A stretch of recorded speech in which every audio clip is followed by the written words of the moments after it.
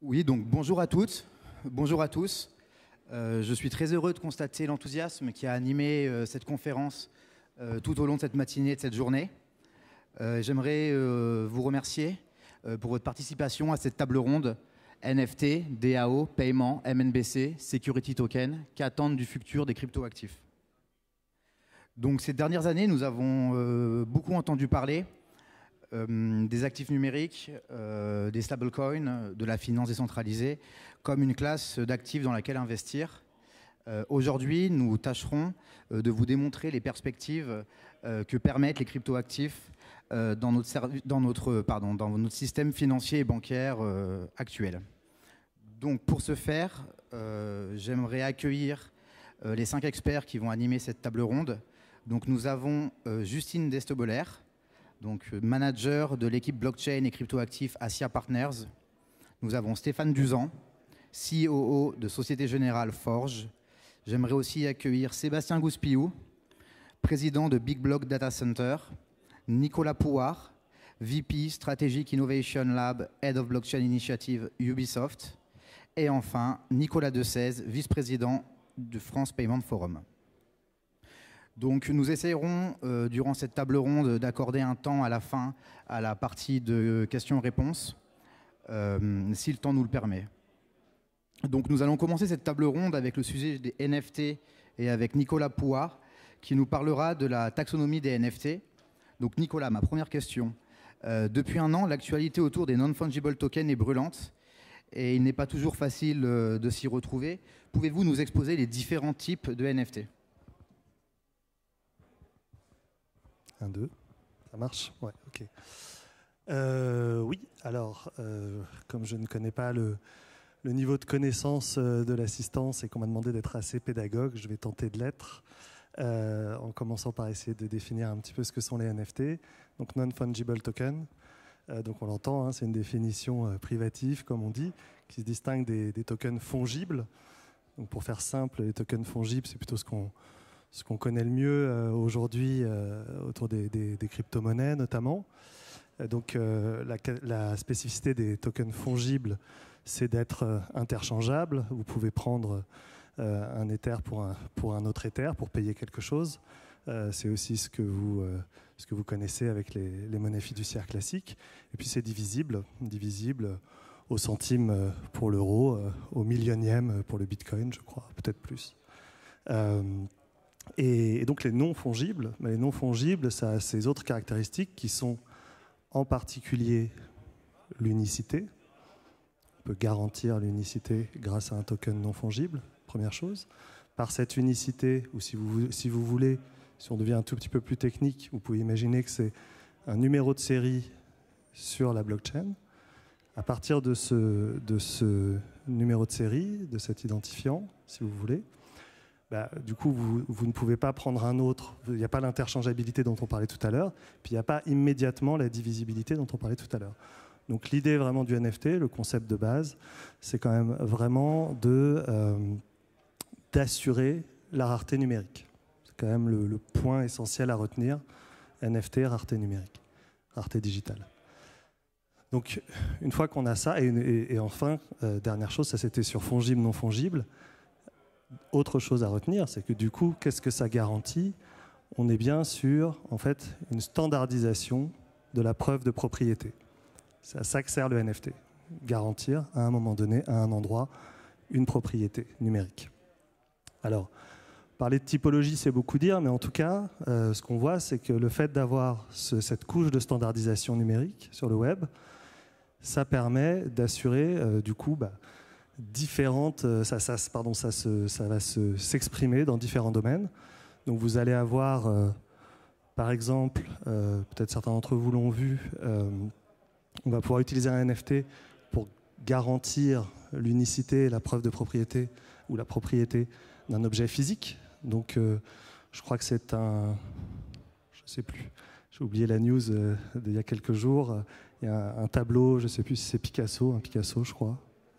C'est ça, hein, Picasso, qui du coup va être tokenisé. Donc voilà, il va y avoir un token qui garantit la propriété de cet objet physique. Et puis, donc moi je viens du jeu vidéo, ce qui va nous intéresser particulièrement à l'autre bout de la chaîne, c'est garantir, encore une fois, la propriété d'assets digitaux, purement digitaux. Comme évidemment des actifs de jeu, des objets de jeu, des items, des véhicules, des épées magiques, ce que vous voulez. Donc, et entre les deux, entre l'objet physique et l'objet digital, il y a tout un tas d'intermédiaires, y compris peut-être ce dont vous avez pu entendre aussi parler, dans des biens immobiliers par exemple. On peut tokeniser des appartements ou des choses comme ça. Donc très rapidement, et si vous voulez un exemple assez concret qui a fait aussi parler de lui récemment et qui est plutôt dans mon domaine du divertissement, il y a une start-up française qui s'appelle Sorare qui a tokenisé des cartes de joueurs de foot, donc des cartes Panini. Et ça a tout un tas du coup de vertus. On peut en assurer la rareté, il y en a un nombre limité. Il y a une meilleure liquidité de ces actifs de jeu, on peut les échanger beaucoup plus facilement, digitalement. Et puis il y a des choses un peu plus exotiques qui viendront ou qui sont déjà là mais qui ne sont pas encore très popularisées. C'est que je disais tout à l'heure que c'était du non fongible, de l'unique, mais du coup on peut décider de rediviser cette unicité et de trouver, alors c'est pas de la fongibilité, mais en tout cas on peut d'un seul coup diviser ces titres de propriété entre 100, 200, 300 personnes ou plus, voilà, par exemple. Et donc plusieurs personnes vont pouvoir posséder le tableau de Picasso dont on parlait tout à l'heure, par exemple. Merci beaucoup Nicolas. Nous voyons depuis peu un avènement du marché des NFT et cela soulève la question de leur nature juridique. Est-ce que vous pouvez nous donner un aperçu des enjeux réglementaires qui se dressent devant nous ? Oui, alors je suis pas juriste, donc je ne vais pas donner vraiment le fond des questions juridiques qui se posent, mais d'abord, pardon, je n'ai pas répondu à une partie de la question qui était l'engouement récent des NFT, je reviens très rapidement là-dessus. Ce qu'on voit quand même, c'est que l'engouement des NFT est quand même très lié aujourd'hui au cours des crypto-monnaies. Donc si le Bitcoin explose, il y a plus simplement d'argent dans le milieu, dans l'écosystème, et donc il y a une partie de cet argent qui est réinvesti dans les NFT. Donc ça explique un peu le boom aussi de cette dernière année. Et puis il y a eu des cas de plus en plus concrets. Il y a eu des expériences, je parlais de Sorare, il y a NBA Top Shot bien sûr, et puis il y a tout le domaine du crypto art aussi qui a beaucoup marché avec, vous avez dû entendre parler, Beeple, qui est donc un des premiers NFT digitaux. Je ne vais pas avoir le temps d'expliquer pourquoi est-ce que, alors ça vaut sans doute pas 70 millions de dollars, c'est sûr, mais pourquoi ça a une valeur intrinsèque quand même. On pourra revenir aussi sur la question de la valeur intrinsèque, mais en tout cas ça a une valeur certaine. Donc il y a effectivement un boom qui a suivi la montée de valeur des cryptos, qui est redescendu un petit peu aujourd'hui. On parle de la fin de la bulle, c'est très exagéré comme d'habitude. Effectivement, il y a autour du crypto art, la bulle est redescendue un petit peu, à dégonfler, mais on voit des tas d'autres usages. Alors maintenant, les enjeux juridiques, très rapidement, ce qu'on voit, c'est que le NFT n'existe pas, en fait, d'un point de vue juridique. Pas du tout. C'est-à-dire que les crypto-monnaies, il y a eu tout un effort aujourd'hui qui a été fait pour essayer de comprendre un peu plus les crypto-monnaies, ces fameux actifs numériques. Qu'est-ce qu'on en fait, comment on les traite? Est-ce que ce sont des utilities ou des securities, des actifs financiers ou non?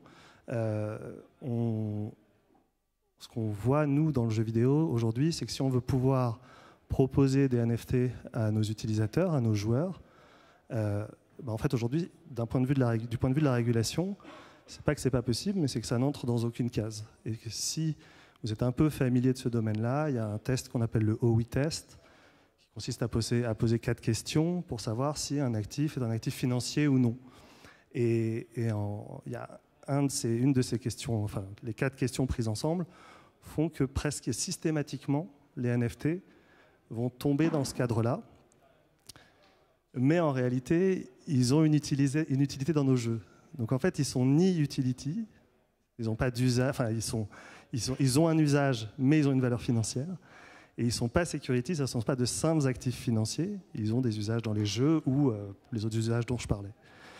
Et donc aujourd'hui, l'enjeu pour nous, il est là, c'est que au-delà des startups qui font leur possible pour exister, pour proposer ce genre d'offres à des nouveaux utilisateurs, si les entreprises plus installées comme la nôtre veulent proposer ce genre de produit, aujourd'hui on est dans c'est même pas un flou, c'est un vide juridique. dont pour nous, en tout cas, il est important de sortir. Il faut qu'il y ait des choses qui soient faites, il faut que ce soit compris, parce que c'est potentiellement un nouveau marché qui va arriver, qui sera très important pour l'industrie du divertissement au sens large. J'ai parlé de jeux vidéo, mais la musique, le cinéma, à peu près toutes les industries culturelles aujourd'hui s'intéressent au potentiel des NFT. Merci beaucoup, Nicolas. Donc, si les NFT sont encore des objets non identifiés juridiquement, les security tokens, en revanche, sont clairement encadrés et catégorisés comme des instruments financiers. Donc, Stéphane Duzan, CTO de Forge, pourriez-vous nous expliquer en quoi la tokenisation peut-elle changer ou améliorer le système traditionnel actuel? Je parle notamment dans la gestion de registres. Alors, je pense qu'on peut voir aujourd'hui la tokenisation plutôt comme un formidable moyen de repenser, ou tout du moins de challenger les infrastructures de marché existantes et le rôle de tous les acteurs traditionnels. Ce qu'on entend aujourd'hui par tokenisation, en fait, ça consiste à représenter, à enregistrer et à gérer un actif financier sur un registre distribué sous la forme de ce qu'on appelle les security tokens. Et on va avoir plusieurs niveaux de digitalisation avec des security tokens dits asset-back qui représentent un actif financier déjà préexistant dans les infrastructures de marché, chez un dépositaire central par exemple.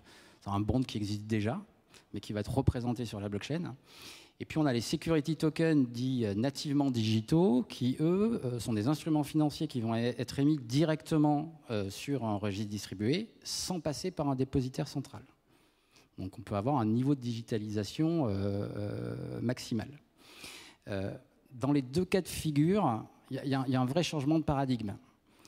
Le registre distribué, en fait, c'est une infrastructure de marché mondiale, accessible 24 sur 24, 7 jours sur 7, facilement accessible par des investisseurs, des émetteurs. Alors qu'aujourd'hui, si on regarde le paysage des infrastructures traditionnelles, on a quand même des infrastructures très fragmentées, géographiquement, par juridiction, avec énormément d'acteurs locaux. Donc c'est une vraie opportunité de disposer de ces infrastructures mondiales, ces registres distribués, pour permettre aux émetteurs d'aller chercher des investisseurs auxquels ils n'auraient pas eu accès de manière traditionnelle, et puis aux investisseurs pour aller chercher des actifs auxquels ils n'auraient pas pu accéder, ou alors par le biais, par l'entremise d'une multitude d'intermédiaires, avec toutes les difficultés que ça peut représenter. Il y a un deuxième paradigme qui change, en tout cas toute la partie post-marché. Un registre distribué, c'est un registre unique qui est partagé par tous les participants de marché. Si je regarde mon security token, il est dans la blockchain et n'importe qui, en théorie, s'il n'y a pas de mécanisme de permissionnement, peut accéder à la tenue de position, etc. Ça pose la question du modèle opérationnel qu'il va falloir mettre en place et du rôle de tous les acteurs de ce marché pour pouvoir opérer des transactions sur ces security tokens. Et ça permet de leverager sur les caractéristiques natives de la blockchain et plein d'avantages, plein de bénéfices, dont notamment la transparence. Vous avez un registre unique. Vous pouvez faciliter la tenue de registre, la tenue de position. Ça permet à un émetteur potentiellement de connaître ses investisseurs. Ce n'est pas toujours le cas aujourd'hui. C'est plus d'efficacité. Je vais avoir un registre qui va servir de golden source à toutes les contreparties d'un deal. Je ne vais pas avoir besoin de faire des réconciliations entre les différents participants de l'opération. J'ai l'information disponible directement sur la blockchain. C'est un dispositif transactionnel qui est rapide. Aujourd'hui, on peut faire du dénouement intraday sur des opérations avec des security tokens. Alors, ça pose la question du cash digital. Je reviendrai un petit peu après dessus. Mais il y a des gains d'efficacité qu'on peut aller chercher. Et puis, les registres distribués offrent la possibilité de faire des instruments financiers programmables. par le biais des smart contracts. Donc ça veut dire que durant le cycle de vie de ces instruments financiers, on peut traiter de manière automatique un certain nombre d'opérations. Ça peut être du paiement de coupons, ça peut être du vote, etc. Donc il y a plein de bénéfices. On voit, bon, la technologie, c'est un des aspects de la tokenisation, mais ce n'est pas le seul. Et je pense qu'aujourd'hui, dans les facteurs d'adoption de la tokenisation et les catalyseurs pour permettre à la tokenisation de prendre de l'ampleur, il y a au moins 3 aspects qui doivent être traités. D'abord, on a besoin d'avoir des acteurs de place qui ont un bon niveau de maturité sur la technologie elle-même. Donc il y a encore beaucoup de pédagogie à faire. Je pense que des groupes de place comme l'Adam, pour ne pas le citer, bon, ils contribuent et c'est important qu'on continue à faire de la pédagogie. On a également besoin de faire émerger des standards pour pouvoir permettre à tout un écosystème de fournir des solutions, des services qui soient intégrables les uns aux autres. Et ça passe certainement par des initiatives open source, communes. J'ai en tête le CAST Framework, hein, qui en fait partie, qui est une initiative open source, pour faire émerger des standards dans la structuration des tokens, dans les modèles opérationnels qu'on doit mettre en place. Puis le dernier aspect, le plus important, c'est l'évolution réglementaire favorable. Il est super important que tous les acteurs qui traitent des security tokens puissent avoir la garantie que leurs opérations sont légitimes et qu'ils le font en conformité avec la réglementation. Et malheureusement, on a encore une certaine insécurité réglementaire en l'état aujourd'hui sur une partie de la chaîne de valeur des security tokens. Merci beaucoup pour ce joli clin d'œil et pour votre analyse. Donc vous avez parlé de réglementation, ça nous fait rebondir avec le régime pilote. Donc celui-ci vise à adopter une réglementation européenne sur les titres financiers tokenisés. Pensez-vous qu'il est suffisamment ambitieux pour lever les barrières au développement des security tokens ? Alors, je parlais d'insécurité réglementaire, donc là c'est une très belle réponse de la Commission européenne pour permettre justement de réduire cette insécurité réglementaire. Donc le régime pilote, grosso modo, il va fournir un cadre réglementaire sur l'ensemble de la chaîne de valeur des security tokens. Depuis l'émission, en passant par les marchés secondaires, le trading, toute la partie asset servicing, d'accord ? Donc il permet d'encadrer sur l'ensemble du cycle de vie du security token, de fournir un encadrement réglementaire. Alors, c'est notamment la possibilité de coter des security tokens. Aujourd'hui, malheureusement, on ne peut pas avoir de dispositif de cotation des security tokens parce que la réglementation CSDR, notamment, dit, un titre financier coté, il doit être émis chez un dépositaire central. Un security token digitalement natif, il n'a pas été émis chez un dépositaire central. Donc on ne peut pas le coter. Donc ça veut dire qu'il faut qu'on aille mettre en place des systèmes des marchés de gré à gré pour pouvoir transactionner sur ces security tokens. Et ça, c'est un vrai problème de liquidité. On a besoin de dispositifs permettant d'accroître la liquidité des security tokens pour le bénéfice des investisseurs et des émetteurs. Alors, le régime pilote, dans son texte, il permet justement à de nouveaux entrants, de nouveaux acteurs, de se concentrer, alors notamment sur 2 activités d'infrastructure. La possibilité d'opérer une plateforme de négociation multilatérale. Donc ça, c'est la possibilité de coter le titre et puis de faire des transactions secondaires, donc d'accroître la liquidité sur ces security tokens. Et puis également la possibilité d'opérer des systèmes de règlement livraison différents de ceux qui existent aujourd'hui. Aujourd'hui, la plupart des titres cotés, ils sont traités en Europe T2S, d'accord ? Donc là, ça laisse la possibilité d'expérimenter de nouveaux systèmes de règlement livraison avec en ligne de mire la possibilité d'utiliser du cash digital.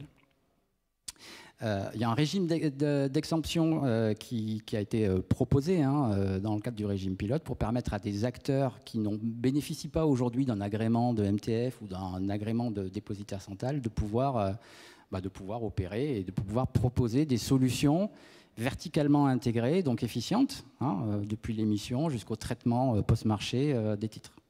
Donc tout ça, c'est très positif. Alors aujourd'hui, il y a quand même, je pense, des points d'amélioration dans la réglementation, dans le texte du régime pilote, qui concernent notamment les seuils. C'est-à-dire qu'aujourd'hui, un opérateur, il ne peut pas émettre plus de 5 milliards de titres, et puis un instrument financier ne peut pas avoir un nominal d'émission de plus de 500 millions. Bon. Donc ça reste quand même des volumes assez faibles, et si on veut que des acteurs traditionnels qui devront réaliser des investissements pour pouvoir entrer dans le cadre de cette réglementation viennent et favorisent l'innovation, il faut certainement leur permettre de pouvoir avoir des seuils plus importants pour que les investissements ne soient pas faits en pure perte. Puis le dernier aspect, ça manque de précision sur la partie cash, sur la patte cash en fait. Il aurait été utile que le régime pilote puisse donner quelques précisions sur les modalités pratiques de mise en œuvre de solutions digitales de cash pour pouvoir mieux exploiter la partie règlement livraison. Merci beaucoup. Donc la rentrée 2020 a vu le régime pilote et aussi le projet de règlement de la Commission européenne intitulé MiCA, dont un des volets porte sur les stablecoins, voir le jour. Identifiez-vous des freins au développement des security tokens dans ce volet MiCA? Et si oui, pouvez-vous préciser votre analyse? Alors, des freins. Alors, déjà, il faut saluer, c'est une première mondiale. Et puis, c'est assez complémentaire. En fait, MiCA, c'est assez complémentaire du régime pilote parce que finalement, ça va fournir une couverture réglementaire sur tous les autres tokens, autres que les security tokens. Et là, on parle des utility tokens, donc qui permettent de bénéficier de services, d'applications décentralisées ou d'avantages en nature. Les assets référence tokens et les e-money tokens. Et dans ces deux catégories-là, on va avoir effectivement ce qu'on appelle les stablecoins. C'est des tokens qui ont une valeur stable et souvent qui sont adossés en fait, à de la monnaie fiduciaire. Donc là, on retrouve la notion de cash digital qui est si important sur les aspects de tokenisation et notamment la partie règlement livraison. Alors, MiCA propose également un certain nombre d'obligations sur les prestataires de services sur crypto-actifs. Bon. Alors, ce qu'il faut avoir en tête, c'est que MiCA, ça a été un peu la réponse à des initiatives des GAFA. Donc, je pense que vous avez tous en tête Facebook avec son Libra. Donc, c'est une réglementation qui est venue un peu de manière défensive pour pouvoir préempter un petit peu le sujet avant que les GAFA s'en mêlent. Donc, je dirais que le texte est quand même assez conservateur et donc il fixe pas mal d'obligations pour les émetteurs, des stablecoins notamment pour les prestataires. Et en fait, il y a certainement, vis-à-vis des security tokens, quelque chose qui manque, c'est qu'il n'y a pas de distinction qui est faite entre le marché de gros et le marché de détail. Donc, une monnaie digitale pour un particulier, ce n'est pas la même chose qu'une monnaie digitale pour un corporate. Et on a des usages et des besoins différents selon qu'on est sur les marchés de capitaux et qu'on traite des gros volumes, des grosses transactions et des problématiques, notamment des risques de contrepartie, etc. Et quand on est sur des transactions pour particuliers. Donc ça manque un peu, enfin le texte est sans doute un peu trop conservateur et il ne distingue pas assez les usages corporate des usages particuliers. Puis dernier point, je termine avec ça. Très bien. Il manque le chaînon principal, qui est la monnaie digitale de banque centrale. Et ça, je pense que tout le monde s'accorde sur le fait que l'évolution des security tokens et le marché des actifs digitaux, des instruments financiers digitaux, va être boosté dès lors qu'on va avoir de la monnaie de banque centrale digitale. Parce qu'aujourd'hui, la plupart des opérations qui sont faites le sont en monnaie de banque centrale. Merci beaucoup pour cette très belle transition que vous nous offrez. Je vais dorénavant laisser la parole à Nicolas Dessèze, donc vice-président du France Payment Forum.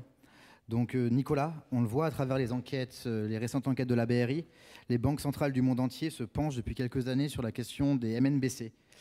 Pouvez-vous nous résumer l'état d'avancement des travaux en la matière ? Oui, merci, bonjour à tous. Effectivement, la transition était très bonne parce que d'après les enquêtes faites par la BRI, il y a actuellement à peu près 86% des banques centrales qui, d'une manière ou d'une autre, travaillent sur le sujet. Alors, elles sont à des stades plus ou moins avancés, mais on distingue assez classiquement dans ces travaux la MNBC ou monnaie digitale, que tu préfères, de gros et de détail, parce que ce sont deux sujets un peu différents, même si on y reviendra tout à l'heure, il y a des complémentarités, bien sûr. Et donc, au départ, historiquement, je dirais, les travaux des banques centrales étaient plus orientés sur, enfin, d'un certain nombre de grandes banques centrales étaient plus orientés sur la MNBC de gros. Et puis, il y a eu une inflexion vers la MNBC de détail pour un certain nombre de raisons sur lesquelles on reviendra peut-être tout à l'heure. Et donc, effectivement, si je veux juste, en peu de temps, donner quelques indications sur le paysage actuellement de la MNBC de détail, on a un cas un peu anecdotique, mais toujours intéressant à souligner, c'est les Bahamas, qui ont été le premier pays à avoir introduit, c'était en octobre 2020, une monnaie numérique de banque centrale de détail. C'est un cas particulier parce que c'est un archipel avec 393 000 habitants, enfin, mais ça mérite quand même d'être signalé. Alors, il y a un autre pays qui était assez à la pointe aussi, c'est la Suède, parce que la Suède est confrontée depuis assez longtemps à une baisse tendancielle forte de l'utilisation du cash, et c'est donc posé la question de savoir quoi faire. Et donc, dès 2017, la Riksbank, la banque centrale suédoise, a lancé son projet de e-krona. Ils ont lancé en février 2020 une expérimentation pilote avec notamment Accenture qui était prévue pour durer 1 an et qui a été rallongée à 2 ans, donc jusqu'à février 2022. Et c'est uniquement après ça et après aussi avec d'autres travaux que la Banque centrale de Suède décidera ou qui sera décidé d'émettre ou non une monnaie digitale de banque centrale en Suède. Alors après ça, il y a un cas qui a déjà été évoqué un peu plus tôt, qui est celui de la Chine. Alors ça, c'est très intéressant parce que la Chine commençait très tôt, dès 2014, sur le sujet. On était jusque tout récemment un peu tributaire de sources, la plupart du temps de seconde main, ce qui ne veut pas dire des mauvaises sources, mais des sources de seconde main. Mais là, c'était un peu ma chance, je ne sais pas si c'est la vôtre ou pas, mais la chance qu'avant-hier, la PBOC a publié un document en anglais qui fait en 15 pages un point extrêmement complet de toute l'histoire du projet et de ses perspectives. Donc, je n'entrerai pas dans le détail, faute de temps, mais simplement, ça ne vous a pas échappé, il y avait aussi une volonté de reprise en main de certains aspects par les autorités chinoises dans une société déjà très digitalisée avec Alipay, etc. Et donc, l'organisation qui est prévue pour ce e-yuan, c'est donc d'avoir une émission par la Banque centrale et la distribution par ce qu'on appelle des opérateurs autorisés, eux-mêmes en liaison avec... donc les opérateurs autorisés sont les banques et ensuite en liaison avec des opérateurs de téléphonie ou autres big tech. Donc c'est bien un système à 2 niveaux. Donc ils ont commencé des tests avec une grande échelle déjà dès fin 2019. Ils se sont poursuivis et élargis à un certain nombre d'autres régions. Et donc dans le rapport qui vient d'être publié, il y a des chiffres assez intéressants qui sont signalés. C'est-à-dire que les tests au 30 juin 2021, donc c'est tout récent, ça représentait... je dois regarder mes notes là. Il y a eu 25 millions de wallets qui ont été mis en circulation, 21 millions de wallets personnels et 4 millions de wallets corporate, pour 70 millions de transactions représentant des montants de l'équivalent de 5,2 milliards de dollars. Donc c'est pas rien. Donc ça s'est fait à grande échelle. Bon, la suite, on va peut-être parler avec la prochaine question. C'est pour ça, si je peux me permettre, afin de respecter l'agenda de tout le monde et le temps de parole. Oui. Bon. J'aimerais juste passer, si possible, à votre seconde question, si vous me le permettez. Vas-y, vas-y. Merci beaucoup. Donc, je tutoie, il me vous voit, mais c'est pas grave. Pardon Nicolas, on va se tutoyer du coup. Depuis du coup le wake-up call de Facebook et de son projet Libra, Stéphane en a un petit peu parlé juste avant. Les travaux des banques centrales pour la MNBC de détail ont été boostés. Pouvez-vous nous expliquer pourquoi ? Oui, alors ça, ça a été très très clair.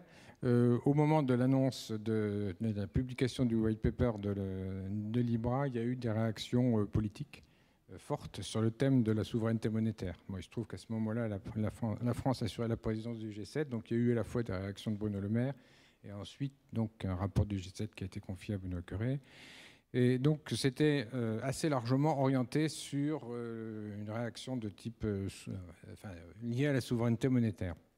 D'un autre côté, les autorités ont dû également reconnaître que Libra avait servi de révélateur au fait qu'il y avait des inefficacités dans les paiements, et notamment dans les paiements transfrontières, et que par conséquent, il y avait à réagir. Et à ce moment-là, un certain nombre de politiques ont émis l'idée que ça pourrait être utile que les banques centrales se penchent sur le sujet pour mettre en place une monnaie digitale de banque centrale. Et c'est comme ça que ça s'est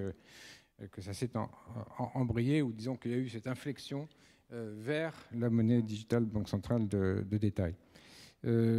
Tout récemment, puisque c'était le fin juin, le gouverneur de la Banque de France a fait une présentation, je dirais, du pourquoi de la monnaie digitale de banque centrale que je pense assez éclairante, avec ce qu'il appelait le triangle des risques.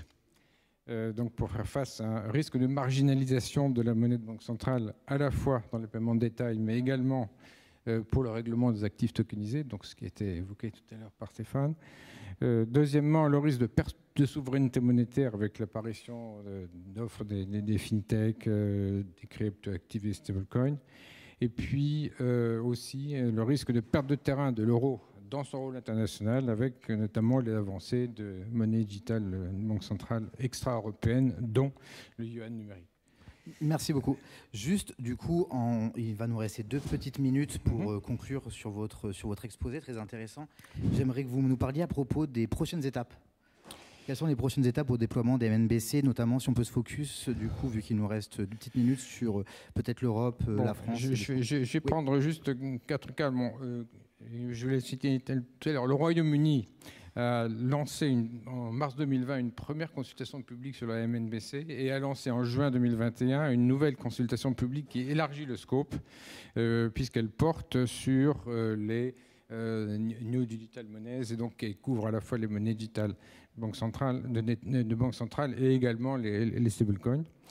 Alors côté États-Unis, il y a eu aussi une inflexion récente, en partie sous l'impulsion du Congrès qui a adopté un CBDC, c'est-à-dire qui a invité la Fed à accélérer ses travaux sur le sujet. La Fed n'était pas restée immobile sur le sujet, mais elle était assise en arrière de la main. Et là, donc, on a eu l'annonce que la Fed allait à l'été lancer une consultation publique sur la base d'un discussion paper qui est très attendu, sachant qu'au sein même, on a eu quelques évidences qu'au sein même de l'état-major de la Fed, il y a des visions assez contrastées sur ce sujet, sur le besoin ou non d'émettre une monnaie digitale de banque centrale. Et côté Chine, c'est intéressant aussi de voir que même si on prête aux autorités chinoises l'intention de lancer le e-yuan à l'occasion des Jeux olympiques d'hiver, en fait, dans le document auquel je faisais allusion, il est dit « The PBOC will continue to prudently advance the e-yuan project with no present timetable for the final launch ». Donc pour l'instant, il n'y a pas non plus de date pour le projet chinois. Côté Eurosystème, ça a été longuement évoqué tout à l'heure. Donc la BCE, le Conseil des gouverneurs, a pris le 14 juillet la décision de poursuivre les travaux. C'est une décision assez attendue, en ouvrant une phase dite d'investigation qui va durer 2 ans et qui se poursuivrait par une phase de développement de 3 ans si, à la fin de la phase d'investigation, le Conseil des gouverneurs donne le feu vert pour la suite. Donc, ça sera à suivre, et d'ici là, il y aura énormément de travaux, et cette phase d'investigation va être conduite en très étroite partenariat ou très étroite concertation avec les principales parties prenantes. Simplement, je voudrais juste reboucler sur les travaux de la Banque de France, parce que la Banque de France, comme chacun le sait ici, a été extrêmement active sur la partie NMBC de Gros.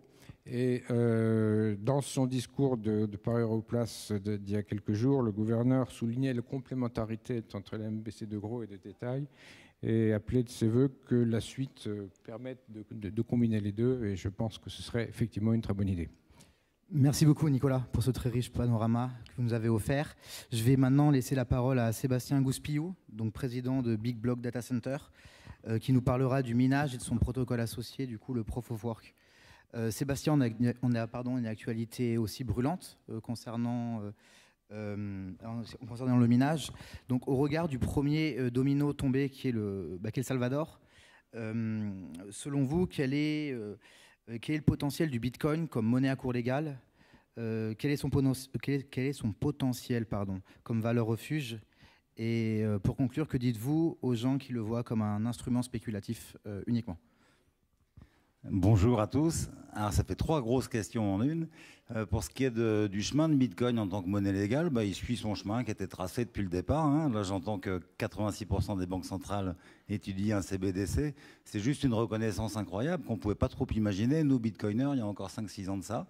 Je rappelle que quand on discutait avec des banquiers centraux il y a 5-6 ans de ça, ils nous prenaient pour des fous. On leur disait qu'il faudrait penser à réfléchir à un euro numérique. On était regardés comme des extraterrestres. Donc Bitcoin suit son chemin parce que on a tendance à l'oublier, mais tous ces tokens dont on parle, c'est pas la technologie blockchain, comme on a tendance à le dire, c'est la technologie Nakamoto, c'est la technologie Bitcoin. Donc Bitcoin suit sa route comme on avait pu l'envisager nous. C'est devenu monnaie légale par la volonté d'un homme, d'un président, et pas de sa banque centrale, c'est certain. Alors, c'est un domino qui tombe. Moi, j'en suis enchanté. Je ne pensais pas avoir ça de mon vivant, pour tout dire. Qu'est-ce qui précipite ça, cette adoption? C'est la création monétaire des États-Unis et des différentes banques centrales en général. Là, on a créé 25% de nouveaux dollars en l'espace de moins d'1 an. Donc, évidemment, ces pays qui n'ont pas leur souveraineté monétaire et qui avaient décidé d'adopter le dollar ou comme monnaie unique ou comme monnaie sur laquelle adosser sa propre monnaie, je pense aux pays des Caraïbes, le dollar caribéen.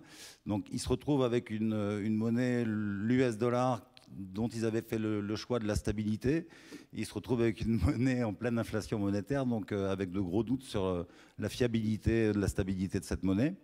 Donc aujourd'hui, il y a 50 pays dans le monde qui n'ont pas leur souveraineté monétaire. On a tendance à pas se rendre compte de ça. C'est assez drôle d'entendre Bruno Le Maire parler de souveraineté monétaire parce que nous, en Europe, on fait partie de ces pays qui ont perdu notre souveraineté monétaire. Il y a donc 19 pays en Europe et il y a 31 autres pays dans le monde qui n'ont pas de souveraineté monétaire. Et donc ces pays-là, évidemment, réfléchissent. Dans cela, il y a 15 pays d'Afrique. Aujourd'hui, on le franc CFA comme monnaie, qui est un reliquat du colonialisme qui empêche beaucoup de ces pays de s'envoler économiquement. Et donc, pas mal de ces pays réfléchissent dès aujourd'hui à adopter Bitcoin comme monnaie à côté de leur propre monnaie ou carrément comme monnaie unique. Donc on verra lesquels sont les plus rapides. Je pense que ça viendra d'Afrique, mais ça peut venir d'Amérique du Sud, d'Asie centrale, d'Asie du Sud-Est. Il y a donc 50 pays dans le monde aujourd'hui qui pourraient faire le même choix que le choix du Salvador. Donc la deuxième question, c'était... Je l'ai oublié. Valeur refuge. En termes de valeur refuge... On peut difficilement nier aujourd'hui que c'est une valeur refuge. Si on le regarde depuis une dizaine d'années, on peut voir la fluctuation de Bitcoin, c'est quelque chose de très volatile, mais on ne peut pas nier que c'est une volatilité à la hausse. Donc pour moi, évidemment, c'est une valeur refuge dès lors que c'est en train de devenir... Nous, on fait ce pari-là depuis très longtemps. C'est en train de devenir un étalon monétaire qui va s'imposer de lui-même. Ce n'est pas les banquiers centraux qui vont décider que ça sera l'étalon monétaire. Ça s'imposera par la force des choses, parce que c'est un référent avec une quantité limitée et que c'est un référent qui s'impose de plus en plus, qui est de plus en plus considéré comme sérieux. Et donc, toute cette évolution de toutes les crypto-monnaies aujourd'hui, pour moi, c'est une révérence à Bitcoin et au protocole de Satoshi Nakamoto, oui, c'est sûr. Alors on peut y voir une spéculation totale et débridée, même complètement délirante, mais c'est une spéculation qui n'impacte pas monsieur tout le monde. Si vous ne voulez pas jouer avec le Bitcoin ou pas en être, vous avez le droit de regarder ailleurs de cette spéculation-là. Penser que Bitcoin serait uniquement un objet spéculatif, ce serait exactement comme de dire le pétrole n'est pas un hydrocarbure, le pétrole c'est un objet spéculatif. Ce n'est pas le cas, c'est aussi un objet spéculatif. Mais ça, c'est un objet spéculatif qui touche chacun d'entre vous. Si aujourd'hui le Bitcoin, qui a tendance à se raréfier, augmente en termes de prix, ça va être le jeu d'une spéculation totale, débridée, et là on va voir le prix du pétrole augmenter beaucoup plus vite que sa raréfaction. Et là, le monde entier verra ce que c'est qu'une spéculation délétère. Ce n'est pas le cas sur Bitcoin, c'est tout à fait sain ce qui est en train de se passer. Vous avez un transfert de cette création monétaire qui va dans le réseau Bitcoin et donc qui va alimenter les électriciens, en gros, les producteurs d'électricité. Donc c'est une distribution de cette monnaie qui a beaucoup de sens.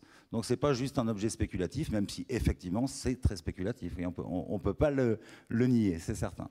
Merci Sébastien. Donc selon vous, quel est son avenir au Proof of Work ?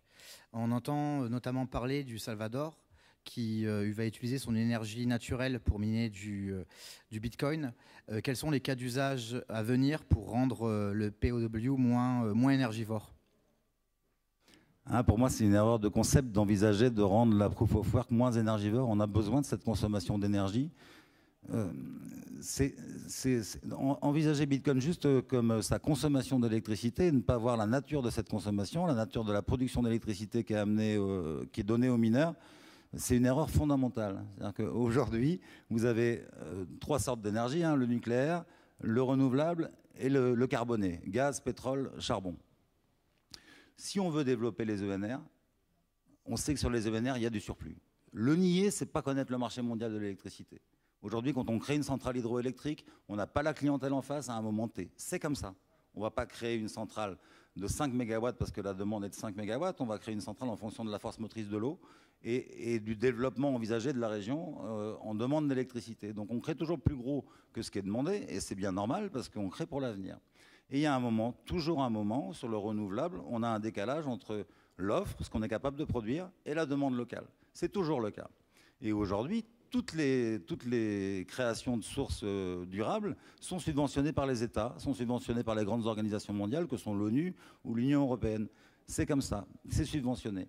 Aujourd'hui, en France, on commence à réaliser que cette subvention va diminuer, que EDF va arrêter de racheter l'intégralité de la production green, et que le prix de rachat baisse et va continuer à baisser. Donc il est fort possible qu'il y ait besoin d'une autre subvention que juste les subventions d'État. Et c'est ce qu'apporte le mining. C'est comme ça que ça travaille. Donc nous, on travaille sur des centrales hydro, pour l'instant pratiquement exclusivement, et on est une béquille économique pour chacun des acteurs avec lesquels on travaille. On est une batterie économique, c'est-à-dire qu'on est en capacité de venir consommer leurs mégawatts qu'ils n'auraient pas vendus sans nous. Et ça leur apporte évidemment des moyens financiers qui leur permettent de développer leur réseau plus rapidement, de monter sur d'autres projets de développement d'énergie renouvelable. Donc c'est quelque chose qui est tout à fait sain et qui va devenir de plus en plus une évidence pour les producteurs et de plus en plus ça deviendra indispensable.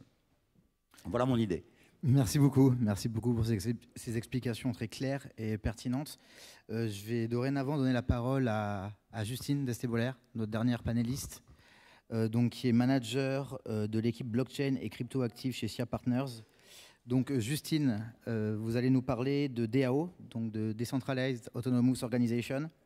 Donc, on a vu le projet Dash lancé en 2015 et depuis, nous voyons un essor manifeste de l'intérêt envers ces organisations autonomes décentralisées. Pouvez-vous, dans un premier temps, nous expliquer, nous donner une définition de qu'est-ce que la DAO ? Alors, bonsoir à toutes et à tous.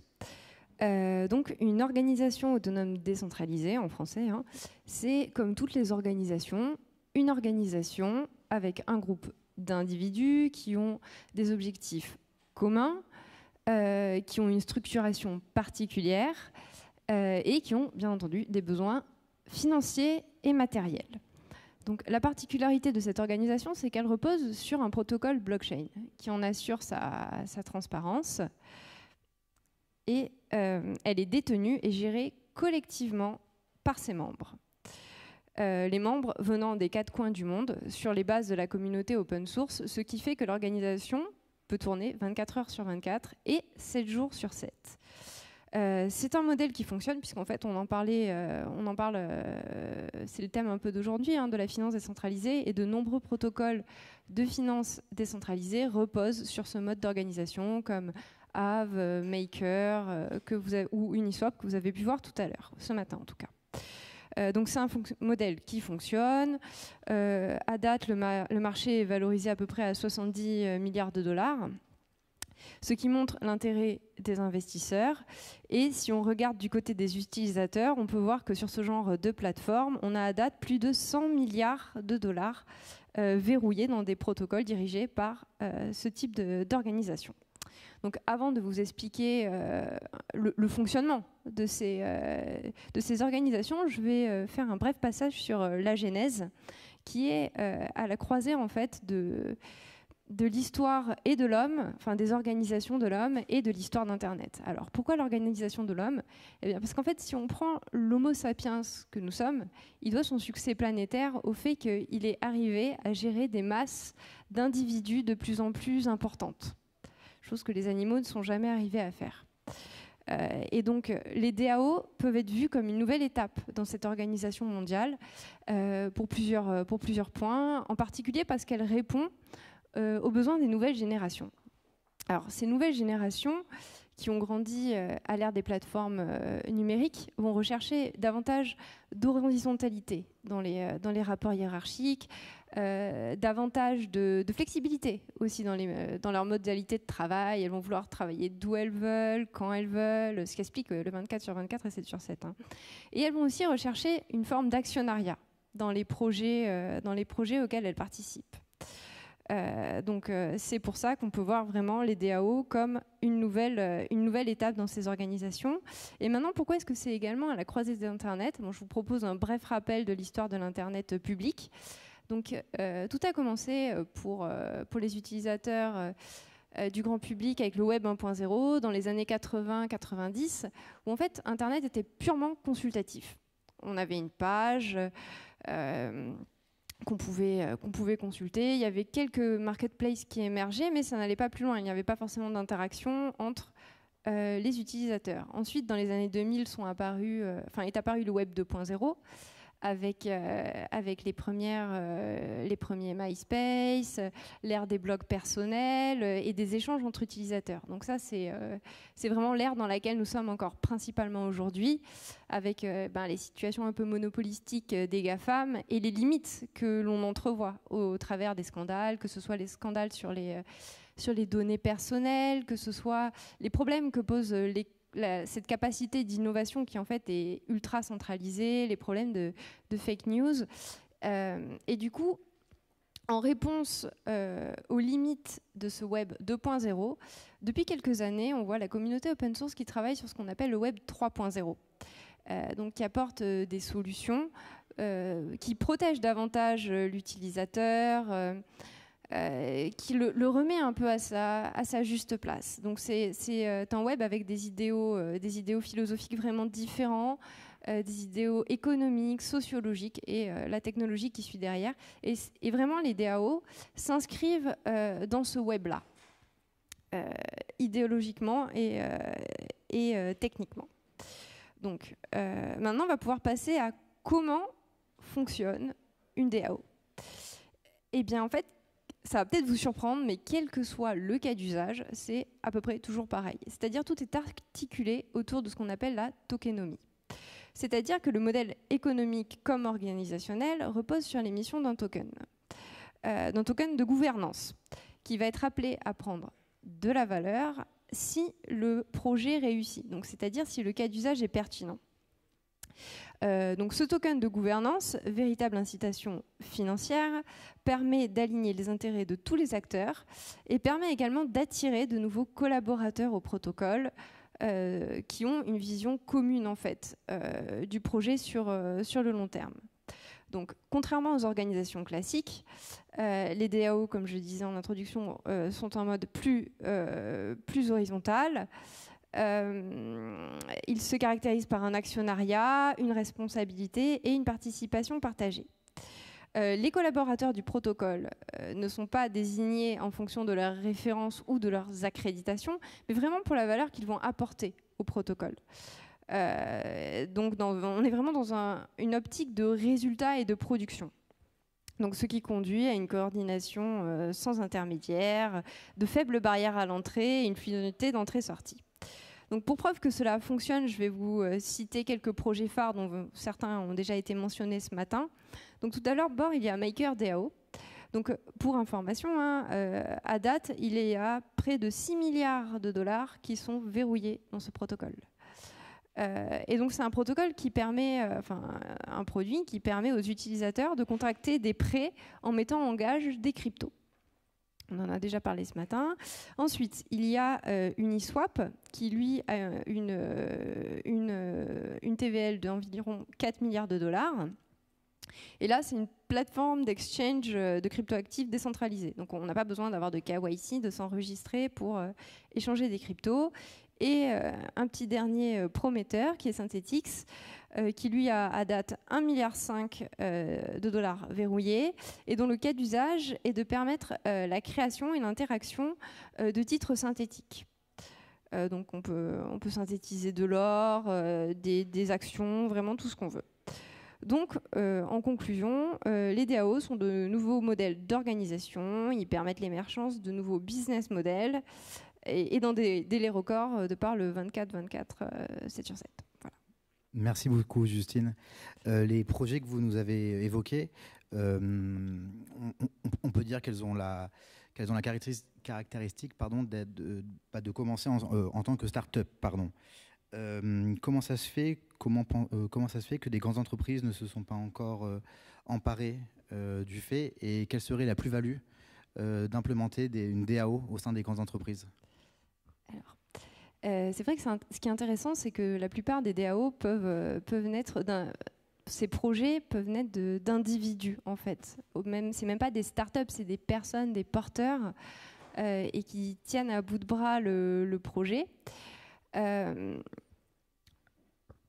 Moi, je l'expliquerai par le fait que c'est un domaine extrêmement nouveau, c'est un paradigme complètement différent, en fait, des entreprises traditionnelles, et c'est pour ça que c'est peut-être des gens un peu visionnaires, issus de l'open source, qui travaillent aussi seuls, qui ont été le fer de lance de ces modèles.